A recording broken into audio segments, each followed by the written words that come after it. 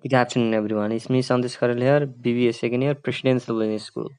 So, as a part of our assignment in week 3, we are provided with a case study and we have to decide our decision or we have to present our decision on whether we have to take an action on that case or whether we have to leave that case as it is.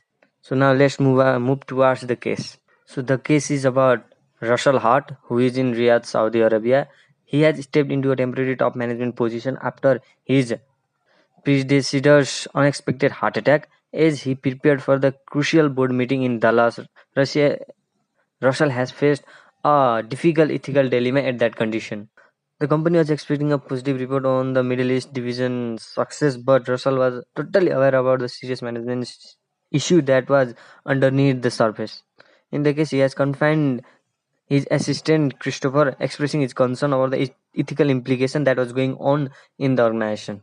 The problem was about who Yusuf said, who was doing lots of unwritten agreement and payment within the organization and which was against the ethical law of an organization. Herein, although Bill Andrews was in support of Yusuf said, Russell firmly believes that ignoring Yusuf's behavior would harm the employee's morale and compromise the company's reputation in long run.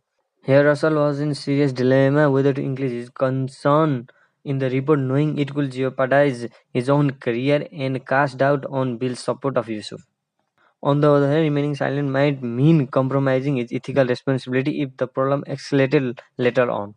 The clock was ticking and Russell needs to find courage to make a choice aligning his values and long-term success of the company.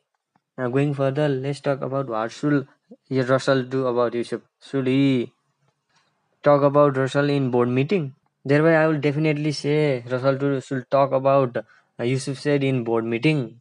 His moral value will not allow him to not talk about that condition. Also, that incident of Yusuf has been putting lots of trouble in financial stability of the company. Although company might be progressing at the moment, but this unethical action can lead to the failure of the company in long run. Since Russell is going in a board meeting where there will be presence of lots of employees, lots of companies, executive and stakeholder, the word of Russell will be heard by lots of people over there, and the action will be taken at the same moment. This action of Russell could add a great value to the company, and we also know that the truth will set one free until and unless it is finished with that one person. So if the guy Russell will tell the truth to everyone, then he will definitely be free from his internal dilemma. Otherwise, he will be overthinking on that particular topic and end up doing bad works at the job. And if you'll ask me what would I do, what would I have done in that situation, I will definitely go and talk with. I'll definitely present my presentation about that guy Yusuf in the board meeting. It is because unethical action can never provide us a long-term success. Yusuf has been doing a lot of bad works in the organization that will come out sooner or later. And if that thing come out sooner, then it will be beneficial for Yusuf and the organization as well.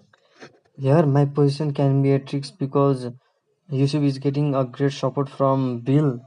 But if I collected a good evidence and documentation on my support of my claims, including those emails, reports, and other relevant information, having concrete evidence on strengthen my case will protect me from the potential backlash.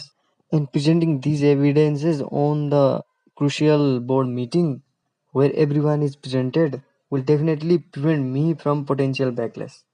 While considering my long-term career goal and values, what I believe is staying silent compromises my personal ethics and integrity, and I cannot live by compromising my personal ethics and integrity.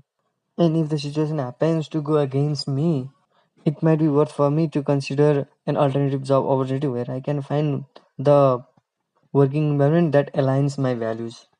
Now let's talk about what amount of courage will Hart require and how would Hart acquire those courage. Well, in this condition, Hart will require a great courage to tell everything in front of board meeting. It is because this will determine the future of his professional life and the company. In order to gather the courage, Russell should think about the after events of the board meeting where there will be enhancement of employees' morale in the company. By addressing these concerns, Russell shows that the company values its employees and is committed to fostering a respectful and supportive work culture. Moreover, after he will say everything to the board meeting, there will be improvement in the working environment and overall management practices. Company's commitment to the ethical conduct and maintaining a strong reputation will be clear after this incident. Moreover, by addressing these concerns in board meeting, the company can proactively identify and implement strategies to mitigate the risks, improve leadership practices in the company, and create a more conducive environment for the growth and success of the company. Overall, he should think about the progress that will be happening in the company after he will be telling everything to the board meeting. This can definitely bring some courage within him. Moreover, he should consider the whistleblower protection law. You have to check if there is specific law or regulation that will protect whistleblower from retaliation in the organization. And if there is something that will definitely protect his job in long run, then he will get more confident to talk about those issues. So whistleblower protection law plays a critical role in providing courage to him. And if Russell is concerned about the repercussion of directly confronting in front of board meeting, then he should consider reaching out to the higher level of management like human resource or external authorities directly. He can go to the people above the bill so that he will be telling everything to them to take any action. These two things can definitely bring a great amount of courage within Russell to tell everything in the board meeting. Now let's talk about the Kohler's stage of molar development. There are basically 6 stages of Kohler's motor development that can be categorized into post-conventional, conventional, and pre-conventional. Among these 6 stages, I'll put Yusuf said in the stage second, which says, I do it so I get something out of it. That is what Yusuf has done in the organization. He was doing the unethical works because he was getting something out of that work as a money or corruption. The stage 2 is the pre-conventional category. Now I'll put Russell Hart in stage 5, which says I do it because of it is right thing to do. As Russell is trying to convey the message that Yusuf is doing unethical actions in the organization, and that is actually the right thing that can be done within the organization when someone is doing unethical actions. So I have put Russell in stage 6. Stage 6 is categorized as post-conventional category. Now talking about Bill Andrews, I'll put him on stage 3. That says, I do it so you like me. He was accepting Yusuf said so that Yusuf said would like him.